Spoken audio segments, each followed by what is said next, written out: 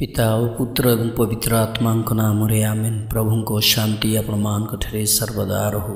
प्रिय बंधुगण, आज आम्भे माने महान साधु ग्रेगोरी जी पुण्य पिता और मंडलीर धर्माचार्य थिले तांको विषय शिक्षा करिबा। सेप्टेम्बर मास 3 तारिख दिन मध्य जुगरे अनेक मंडली गुड़िकरे रोमर धर्माध्यक्ष भाव में अभिषेक होइथिबार दिन को महान साधु ग्रेगोरी पर्व भाव में पालन करा जाए। कारण तांको मृत्यु वार्षिकी मार्च मास 12 तारिख दिन जहाँ तपस्या काल मध्य होता है। महान उपाधि हासिल कर विरल पुरुष मान मध्य से अन्यतम। 540 मसीह रोम रे जड़े धनी सम्भ्रांत व्यक्ति अधिसभ्य गोडियानोस एवं साध्वी सिलोभियार पुत्र भाव में साधु ग्रेगोरी जन्मग्रहण करते। बाल्यकाल से उत्कृष्ट शिक्षा जनाशुना थे। प्राप्त वयस्क भाव में ग्रेगोरी एक आईनगत एवं राजनैतिक वृत्ति अपनार करते एवं 573 मसीह 33 वर्ष बयस रोम सहर प्रिफेक्ट बा मुख्य प्रशासक भाव में उच्च पदवी उन्नीत होते एवं 578 मसीहा पर्यंत से पदवी से रही। पिता मृत्यु पर ग्रेगोरी विस्तृत संपत्तिर उत्तराधिकारी हेले, किंतु ताहाकू से शीघ्र गरीब लोकों मध्य बांटी देले। से नागरिक पदवी पर त्याग कर जड़े सन्यासी हेले एवं सिसिली रे 6 गोटी मठ निर्माण कले तथा रोम रे थिबा तांकर पैतृक प्रासाद को साधु आंद्रू नाम नामित एक मठरे परिणत कले। सेठारे से बेनेडिक्टीय नियम अनुसरण कर जड़े सरल सन्यासी भाव में बास कले। तथापि 579 मसीह पुण्य पिता पेलाजियस द्वितीय तांको उपजाजक एवं कार्डिनाल दायित्व ग्रहण करने को बाध्य कले एवं तांको तांकर सचिव कले। यह रोम नगरी पाई बड़ समस्यार समय थिला, कारण लोम्बार्ड सैन्यबाहिनी सहर आड़कू माड़ी आसुथिले।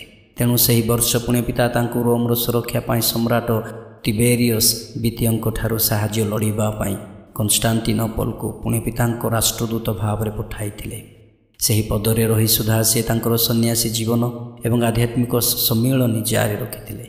पुनर्जीवित शरीर प्रकृति विषय से कन्स्टान्टिनोपलर कुलपति यूतिशियस सहित फलप्रद भाव में आलोचना करते। दूतावास कार्य को प्राय 7 वर्ष धरी से तुलाई। 585 किंबा 586 मसीह से रोम को फेरी आसिले एवं साधु आंद्रू मठरे पुनर्बार प्रवेश कले, जो शीघ्र मठाध्यक्ष करा जायतिला। 590 मसीह पुण्य पिता पेलाजियस द्वितीय मृत्यु पर घटनास्थल ओहरी जावाक चेष्टा करने सत्वे ग्रेगोरी सर्वसम्मति क्रमे पुण्य पिता भाव निर्वाचित होते। से पितरों सिंहासन आरोहण करने मनोनीत प्रथम सन्यासी थे। रोम रे एक भयंकर महामारी व्यापी थिला। नवनिर्वाचित पुण्य पिता क्षमा प्रार्थना और महामारीर अंत पाई प्रार्थना करने मेरी मेजर बासिलिका को 7 थर पाई महान प्रायश्चित तीर्थयात्रार आयोजन करथिले। शोभायात्रा समय आज जो कोट साधु आंजेलो ठिया होइछंती सेही पार्श्वर महादेव दूत साधु मिखाएल टाइबर नदी पाखरे थिबा स्थान उपरे देखा जाइथिले। एक टाणी खंडा हलाई यह आवरण करथिले एवं महामारी तुरंत बंद हो गला। समग्र रोम नूतन पुण्य पिता जड़े आश्चर्यकर्म साधक भाव में प्रशंसा करथिले। 14 वर्ष धरी विश्व कैथोलिक मंडली को साधु ग्रेगोरी तांकर महान ज्ञान एवं साहसर सहित परिचालना करथिले। तांकर असुस्थ स्वास्थ्य सत्वे से सबुठारु फलप्रद और उत्कृष्ट पुण्य पिता मानक मध्यरु जणे थिले। कन्स्टान्टिनोपल रे सम्राट एवं राभेनारे तांकर अदक्ष प्रतिनिधि मानक पाई बोली रोमान साम्राज्य भांगी पड़ुथिला। 593 मसीह लोम्बार्ड सेना रोम को घेरा बंदी करथिले। सही संकटपूर्ण परिस्थिति रे पुण्य पिता ग्रेगोरी पाखरे नागरिक राज्यर संपूर्ण दायित्व वहन करने व्यतीत अन्य कौनसी विकल्प नथिला। से सहरर सामरिक प्रतिरक्षा संगठित करथिले एवं आक्रमणकारी सहित आलोचना करथिले। नागरिक माने भोकरे न रहिबा पाई तांको खाद्य जोगाड़ करने को पड़ता। तांकर दाबीपूर्ण एवं बहुमुखी सेवा विषय से जीएचकेएल पुस्तक उपरे तांकर मतामत लिखिछन्ति। मु गिर्जा एवं मठ गुड़ी को प्रभावित करुथिबा प्रश्न गुड़िक उपरे विचार करने को बाध्य हुए एवं प्रायतः मत व्यक्ति विशेषों जीवन एवं कार्यगुड़िक विचार करने को पड़ता है। गोटे मुहूर्त मु किछि नागरिक मामलार अंशग्रहण करने को बाध्य हुए। परवर्ती समय मु बर्बर मानक आक्रमण विषय चिंतित हुए एवं मो जत्न न्यस्त मेषपल को विपद में पकाई गधिया मानक भय करे। वर्तमान आईनर शासन ରକ୍ଷା କରୁଥିବା ଲୋକଙ୍କୁ ସହାୟତା କରିବା ପାଇଁ ମୋତେ ରାଜନୈତିକ ଦାୟିତ୍ୱ ଗ୍ରହଣ କରିବାକୁ ପଡ଼ିବ। ଏବେ ମୋତେ ଧୈର୍ଯ୍ୟର ସହିତ ଡକାୟତ ଖଳନାୟକମାନଙ୍କୁ ସହ୍ୟ କରିବାକୁ ପଡ଼ିବ ଏବଂ ତତ୍ପରେ ମୁଁ ସେମାନଙ୍କୁ ପ୍ରତିରୋଧ କରିବାକୁ ପଡ଼ିବ, ତଥାପି ସମସ୍ତ ଦାନରେ। ଏହି କଷ୍ଟକର କାର୍ଯ୍ୟକଳାପ ସହିତ ଏକା ସାଥିରେ ପୁଣ୍ୟପିତା ଗ୍ରେଗୋରୀ ମଣ୍ଡଳୀକୁ ସଂସ୍କରଣ କରିଥିଲେ। ଧର୍ମ ପ୍ରଦେଶଗୁଡ଼ିକୁ ସେ ପୁନର୍ଗଠିତ କଲେ। ପୁଣ୍ୟପିତା ସମ୍ପତ୍ତିର ଏକ ଦକ୍ଷ ପ୍ରଶାସନ ସ୍ଥାପନ କଲେ। ମଣ୍ଡଳୀର ଶୃଙ୍ଖଳାକୁ ଉନ୍ନତ କଲେ ଏବଂ ଧର୍ମ ବିବାଦୀୟ ମନ୍ତବ୍ୟଗୁଡ଼ିକୁ ସମାଧାନ କଲେ। ସ୍ଥାନୀୟ ଧର୍ମାଧ୍ୟକ୍ଷଙ୍କ ଅଧିକାରକୁ ସମ୍ପୂର୍ଣ୍ଣ ସମ୍ମାନ ଦେବା ସହିତ ଉଲ୍ଲେଖନୀୟ ଦକ୍ଷତା ଏବଂ ଦକ୍ଷତା ସହିତ ସେ ରୋମୀୟ ପୁଣ୍ୟପିତାଙ୍କ ସର୍ବୋଚ୍ଚତା ଉପରେ ଜୋର ଦେଲେ। ସମ୍ରାଟଙ୍କ ସହିତ ତାଙ୍କର ବ୍ୟବହାରରେ ସେ ନାଗରିକ ଶକ୍ତିର ଅଧିକାରକୁ ସ୍ପଷ୍ଟ ଭାବରେ ଚିହ୍ନିତ କରିଥିଲେ ଏବଂ ତା ସାଥେ ସାଥେ ମଣ୍ଡଳୀର ଅଧିକାରକୁ ସୁରକ୍ଷା ଦେବା ପାଇଁ ସତର୍କ ଥିଲେ। ସେ ଯିହୁଦୀମାନଙ୍କୁ ସୁରକ୍ଷା ଦେବା ପାଇଁ ମଧ୍ୟ ଯତ୍ନବାନ ହୋଇଥିଲେ।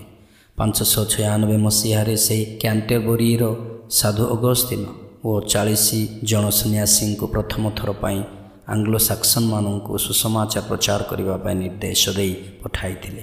ଅନେକ ପୂଜନ ବିଧିର ସଂସ୍କରଣ ମଧ୍ୟ ତାଙ୍କ ପଦକ୍ଷେପ ଯୋଗୁଁ ସମ୍ପାଦନ ହୋଇଥିଲା। ରୋମିଓ ନିୟମରେ ଆମ ଦିନରେ ଆମକୁ ଶାନ୍ତି ପ୍ରଦାନ କରନ୍ତୁ ବୋଲି ସେ ହିଁ ଶବ୍ଦଗୁଡ଼ିକର ପ୍ରଚଳନ ଆରମ୍ଭ କରିଥିଲେ ଏବଂ ପାସ୍କା କାଳ ବାହାରେ ଜୟଗାନ ବେଳେ ଆଲେଲୁୟା ବ୍ୟବହାର ସଂଯୋଗ କରିଥିଲେ। ଆଜି ଆମେ ବ୍ୟବହାର କରୁଥିବା କ୍ୟାଲେଣ୍ଡର ଏବଂ ପଦ୍ୟ ବୋଲିବା ତାଙ୍କ ନାମରେ ନାମିତ ହୋଇଛି, ଯଥା ଗ୍ରେଗୋରିଓ କ୍ୟାଲେଣ୍ଡର ଓ ଗ୍ରେଗୋରିଓ ଚାଣ୍ଟ, କାରଣ ସେଗୁଡ଼ିକର ଉତ୍ପତ୍ତି ତାଙ୍କଠାରୁ ହୋଇଛି। ମହାନ ପୁଣ୍ୟପିତା ଗ୍ରେଗୋରୀ ଖ୍ରୀଷ୍ଟିଆନ ବିଷୟବସ୍ତୁ ଉପରେ ଜଣେ ସୃଜନଶୀଳ ଲେଖକ ଏବଂ ଜଣେ ଅତ୍ୟନ୍ତ ପ୍ରଭାବଶାଳୀ ପ୍ରଚାରକ ଥିଲେ। ତାଙ୍କ ଲେଖାରେ ଜେଜିକେଏଲ ପୁସ୍ତକ ଉପରେ ଏକ ଉପଦେଶ ପୁସ୍ତକ ଏବଂ ଆଜି ଦିନର ସୁସମାଚାର ଉପରେ ଅନ୍ୟ ଏକ ପୁସ୍ତକ, ଲୋମ୍ବାର୍ଡର ରାଣୀ ଥିଓଡେଲିଣ୍ଡାକୁ ସମ୍ବୋଧିତ କରି 4ଟି ସଂଳାପ ପୁସ୍ତକ, ଇଟାଲୀୟ ସନ୍ଥମାନଙ୍କ ପାଇଁ ଆଦୃତ ଆଶ୍ଚର୍ଯ୍ୟଜନକ କାର୍ଯ୍ୟର ଏକ ସଂଗ୍ରହ ଏବଂ 854 ଚିଠିର ଏକ ଗୁରୁତ୍ୱପୂର୍ଣ୍ଣ ସଂଗ୍ରହ ଅନ୍ତର୍ଭୁକ୍ତ। ତାଙ୍କ କୃତି ପାଷ୍ଟୋରାଲ କେୟାର ପୁସ୍ତକ ହେଉଛି ଜଣେ ବିଶପଙ୍କ ଜୀବନ ଏବଂ ସେବା କ'ଣ ହେବା ଉଚିତ ତାହାର ଏକ ପ୍ରେରଣାଦାୟକ ଏବଂ ହୃଦୟସ୍ପର୍ଶୀ ଉପସ୍ଥାପନା। ଏହା ଶତାବ୍ଦୀ ଧରି ଅନେକ ପ୍ରଚାରକୁ ପ୍ରେରଣା ଏବଂ ମାର୍ଗଦର୍ଶନ ପ୍ରଦାନ କରିଥିଲା। ଯଦିଓ ସେ ଜଣେ ଧ୍ୟାନମଗ୍ନ ବ୍ୟକ୍ତି ଥିଲେ, ସେ ଜଣେ କାର୍ଯ୍ୟବୀର ଏବଂ ଜଣେ ପ୍ରଭାବଶାଳୀ ପ୍ରଶାସକ ମଧ୍ୟ ଥିଲେ। ସେ ନିଜକୁ ପରମେଶ୍ୱରଙ୍କ ସେବକଙ୍କ ସେବକ ବୋଲି ପରିଚୟ ଦେବା ପ୍ରଥମ ବ୍ୟକ୍ତି ଥିଲେ। ସେ ବଡ଼ ଏବଂ ଛୋଟ ସମସ୍ତଙ୍କ ଆବଶ୍ୟକତା ପୂରଣ କରୁଥିଲେ। ଦାନଶୀଳତା ଏବଂ ସୌଜନ୍ୟତାର ସହିତ ଦାନ କରୁଥିଲେ। ସେ ନିଜେ ଶିକ୍ଷା ଦେଇଥିବା ବାକ୍ୟକୁ ତାଙ୍କ କାର୍ଯ୍ୟ ଦ୍ୱାରା ତାହାର ଜ୍ୱଳନ୍ତ ଉଦାହରଣ ହୋଇ ଶିକ୍ଷା ଦେଇଥିଲେ। ତାଙ୍କ ପରି ଆମେ କେବଳ ଖ୍ରୀଷ୍ଟଙ୍କ ସତ୍ୟ ଶିଖିବା ଉଚିତ ନୁହେଁ, ବରଂ ଭାତୃତ୍ୱପୂର୍ଣ୍ଣ ଦାନରେ ଏହାର ସାକ୍ଷ୍ୟ ଦେବା ଉଚିତ।